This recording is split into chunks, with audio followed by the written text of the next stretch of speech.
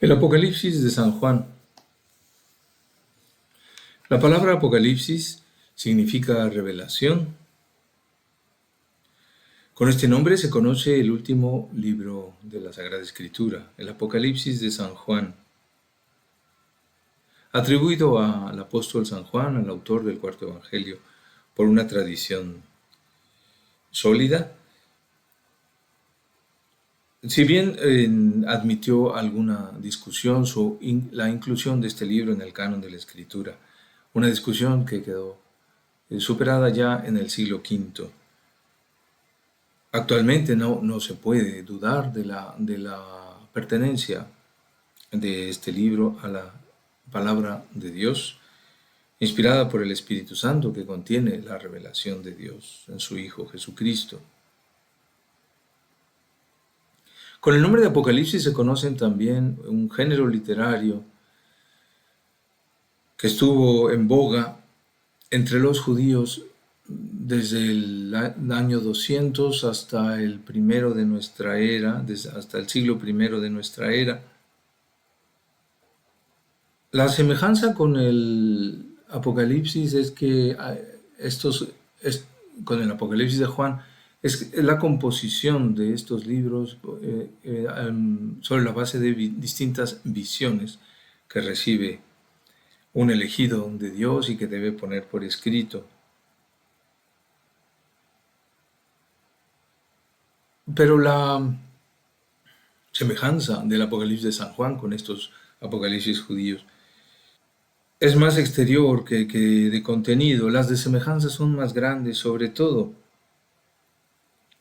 por la manera que tiene el Apocalipsis de recoger la Escritura, de recoger el Antiguo y el Nuevo Testamento y de darle una expresión nueva a la misma historia de la salvación que conocemos por los demás libros de la Escritura.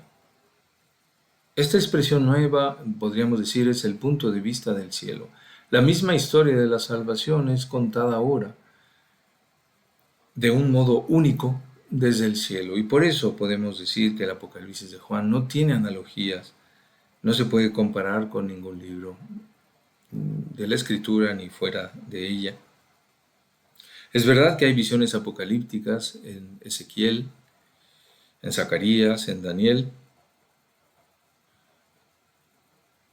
El tema fundamental del libro es la victoria de Dios, la proclamación del reinado de Dios y de su Cristo, con el consiguiente juicio de Satán y de los poderes hostiles a Dios. El autor recoge muchos motivos del Antiguo Testamento. Se han contado hasta 800 citas implícitas del Antiguo Testamento en el Apocalipsis. Y desde luego se contienen muchos de los misterios principales del Nuevo Testamento. Se contiene el misterio del triunfo del Cordero, de nuestro Señor Jesucristo, de su muerte y resurrección. Y a partir de ahí, la Iglesia, representada por la mujer perseguida por el dragón en el capítulo 12, y después la Iglesia triunfante, la Iglesia en el cielo, al final de nuestro libro, capítulos 21 y 22. Se han propuesto distintos modos de dividir el Apocalipsis, algunos de ellos motivados sobre todo por cierto modo de interpretar el libro. O sea, se ha buscado a estas visiones una coherencia explicativa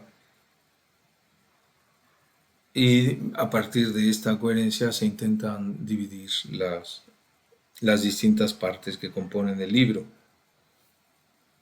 Pero quizá lo más sano es recibir el libro como se nos transmite, es decir, como visiones que recibe el apóstol Juan, y dejar que cada una de estas visiones se exprese y nos diga lo que, con sus imágenes y con las palabras que contienen, nos diga cada una de ellas lo que tenga que decirnos de parte de Dios.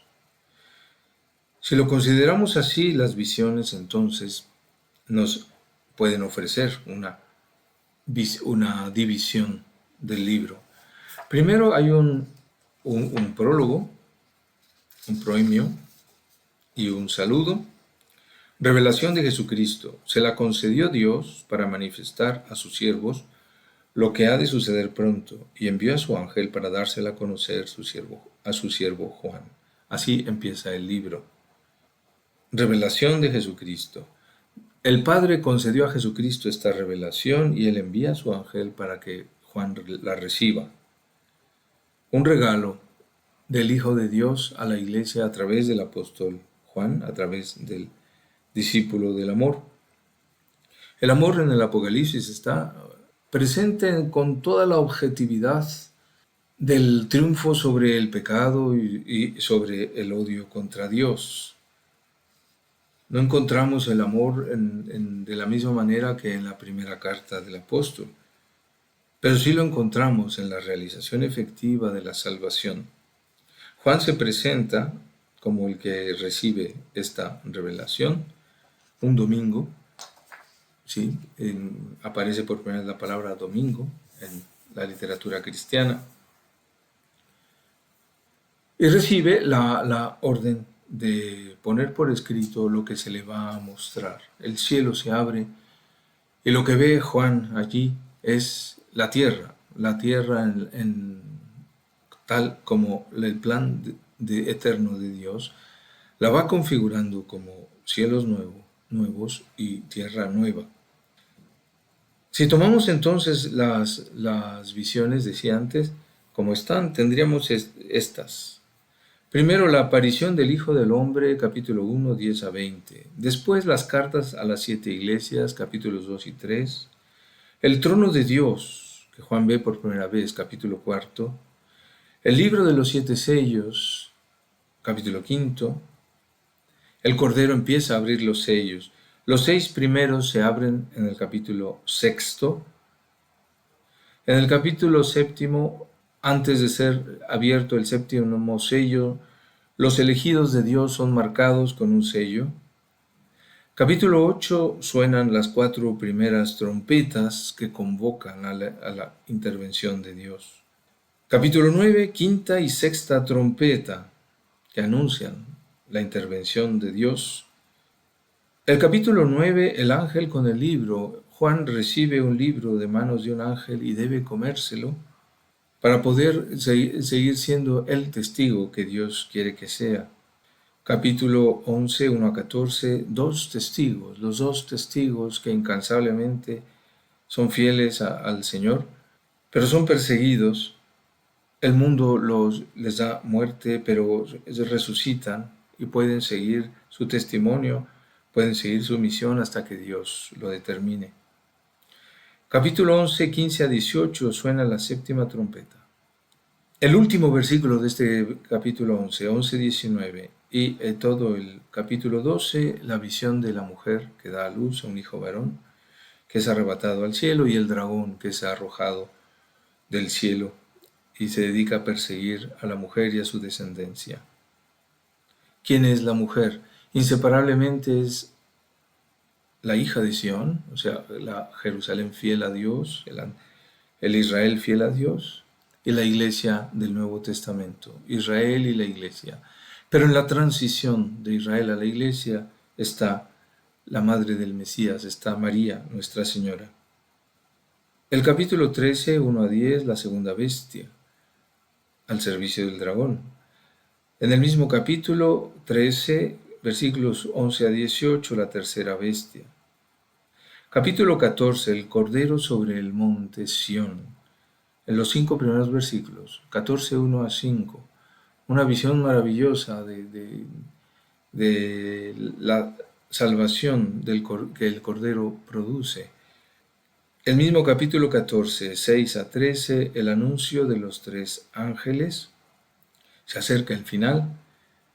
Realmente el final empieza desde que el Hijo de la mujer es arrebatado al cielo. Entonces se desencadena la ira de los enemigos de Dios, la furia del mal, y al mismo tiempo la intervención severa de la ira de Dios que corrige. Más que nunca en el Apocalipsis, la cólera de Dios es una figura de su amor.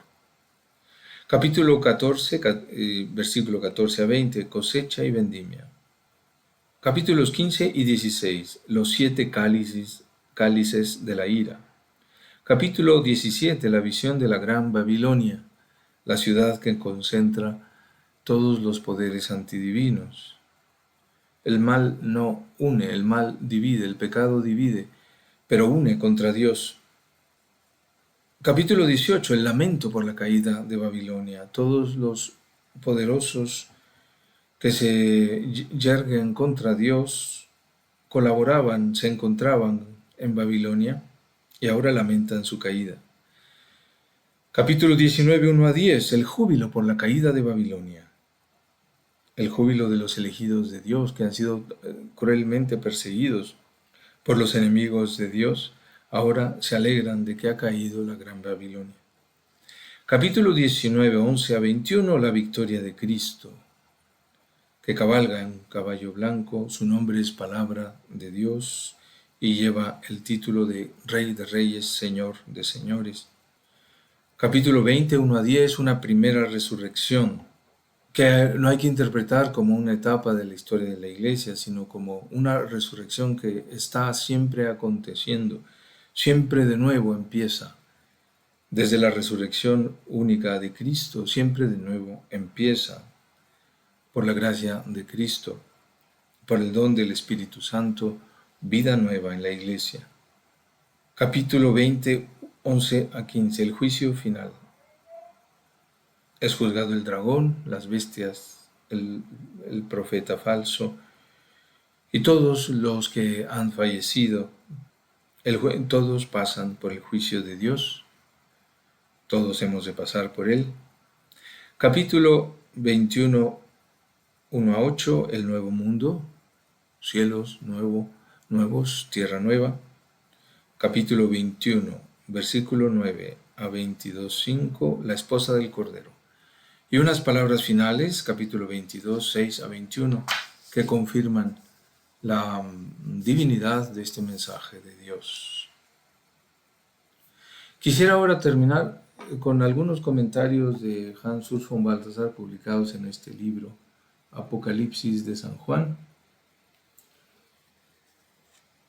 Y puestos estos comentarios bajo el título El Apocalipsis y nosotros, el libro conclusivo de la Biblia, dice Hans Urs von Balthasar, es misterioso, pero ha cautivado siempre en todas las épocas de la historia de la Iglesia. Ha habido muchos tipos de comentarios desde el siglo II, desde San Ireneo. Ha habido correcciones a los comentarios, alguna cosa de los que preceden a San Agustín tuvo que ser corregida por el mismo Agustín.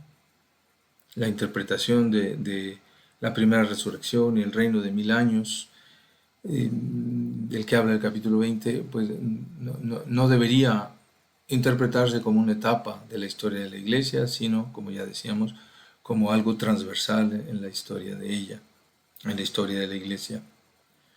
Se ha interpretado también el Apocalipsis según la historia, o la historia del autor, la época histórica del autor del Apocalipsis, y entonces se intenta reconocer a Roma, a los emperadores, en los textos del Apocalipsis, o se ha intentado entender la historia futura de la Iglesia, por ejemplo, en las 7 iglesias de Asia, capítulos 2 y 3, como distintas etapas de la historia. Todo esto hace violencia al texto y carece de un fundamento suficiente como para decir que esa interpretación está allí. Sin embargo, estas interpretaciones son síntomas, dice Balthasar, del interés permanente, la fascinación constante que este libro ejerce en la Iglesia. Esta fascinación se ve también en el arte cristiano, que en la Edad Media produjo obras muy notables en el arte hispano-mozárabe también, o en Alemania el Apocalipsis de Bamberg, que este libro que he mostrado contiene.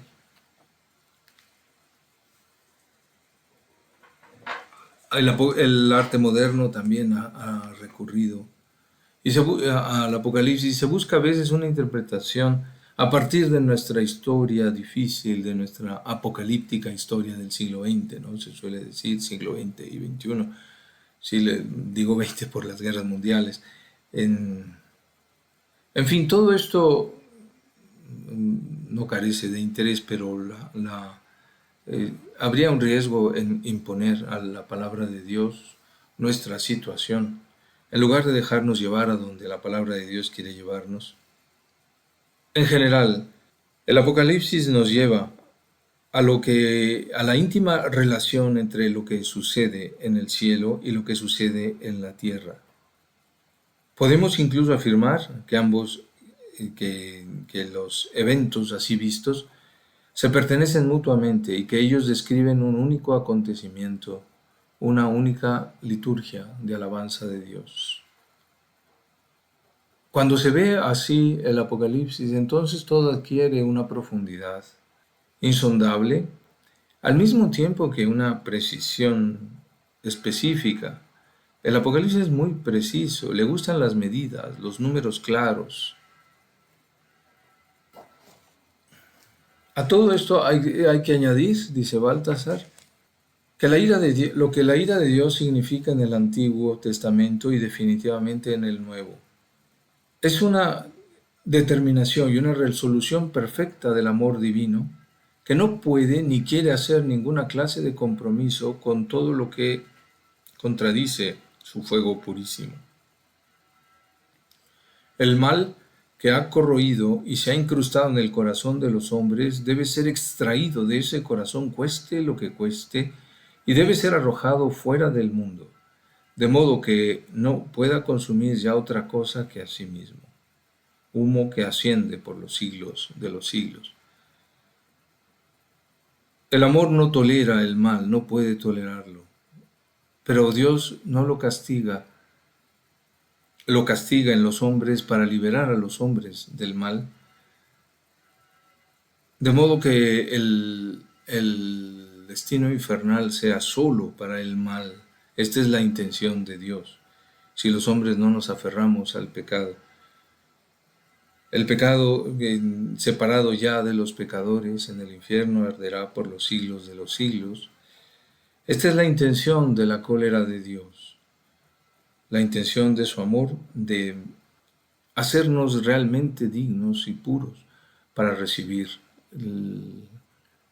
su amor en el cielo.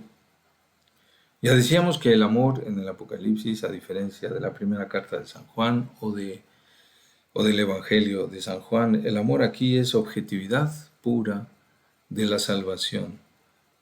La batalla exigente que tiene que dar en primer lugar Dios mismo, el Hijo de Dios, contra el mal, una batalla que deben dar también los cristianos, de modo que permanecer en el amor en el Apocalipsis se dice perseverar en circunstancias difíciles, con una palabra que es casi técnica en este libro, hipomoné en griego, perseverancia en circunstancias difíciles. Es el mismo permanecer en el amor del Evangelio de Juan. Pero ahora, en medio de esta batalla, es verdad que se nos habla aquí de los que han sido sellados por la gracia de Dios y de los que no lo han sido. Pero a nosotros no se nos concede saber quiénes son unos y quiénes son otros. La cortante separación entre los sellados por Dios y los sellados por la bestia no está de ningún modo puesta a nuestra disposición. Ella expresa, esta separación, la decisión perfecta de Dios por el mundo y la decisión perfecta por Dios que se nos exige. Una clara separación recorre todo el Apocalipsis. Hay que separarse del mal, hay que separar a los servidores de Dios y a los servidores del dragón y de la bestia. Pero este libro conclusivo de la Biblia no sería el libro del Cordero si él no hubiera superado de antemano el conflicto de los campos rivales. Es decir, en el Apocalipsis se nos permite asistir a las batallas del Verbo, al triunfo del Cordero, pero desde la victoria. Por la fuerza de esta victoria, al Hijo de Dios le fue entregado el libro de la historia, porque esto es lo que contiene el Apocalipsis. La historia total de la salvación que Dios nos ha ofrecido en su Hijo. La firmeza perseverante que todo el libro exige del cristiano es una gracia que el Cordero le asegura, y que por su carácter gratuito el cristiano solo debe recibir y vivir. Si lo hace, la gracia lo guiará y lo elevará más allá de toda incertidumbre y de toda angustia. Se habla de angustia, sí, los cristianos la conocen, pero es una angustia que siempre tiene como recurso el triunfo del Cordero, que no está en duda, sino que ha sido ya alcanzado. En el Apocalipsis, el cristiano debe mirar a los ojos con realismo el hecho de que se encuentra en medio de una contraposición de fuerzas que lo superan entre cielo e infierno, pero que esa lucha no se agita simplemente por encima de su cabeza, de modo que él pudiera esperar, permaneciendo neutral, el resultado final, sino que, por el contrario, en el Apocalipsis el cristiano ha de realizar su decisión, la que le es exigida y esperada. Si se decide por Dios, entonces Dios le incorporará a su victoria que gana luchando en Jesucristo. Y si a pesar de todo, en medio de la lucha nos invade la angustia, será ahora la angustia fecunda de la mujer, del capítulo 12. La mujer que da a luz con dolores de parto, y esta angustia se transforma en alegría cuando un niño ha nacido, como nos dice Jesús en el capítulo 16 del Evangelio de Juan. De este modo, las palabras con las que Jesús se despide de los discípulos en la última cena, según San Juan, también concluyen con el doble realismo del Apocalipsis. Angustia frente a los poderes superiores y prepotentes del mundo, pero también paz y consuelo en que el poder del Cordero ya los ha aniquilado. Podría valer como conclusión las palabras de Jesús en ese capítulo 16 de San Juan. Os he dicho estas cosas para que en mí tengáis paz. En el mundo sufriréis tribulaciones, pero ánimo, coraje, yo he vencido al mundo.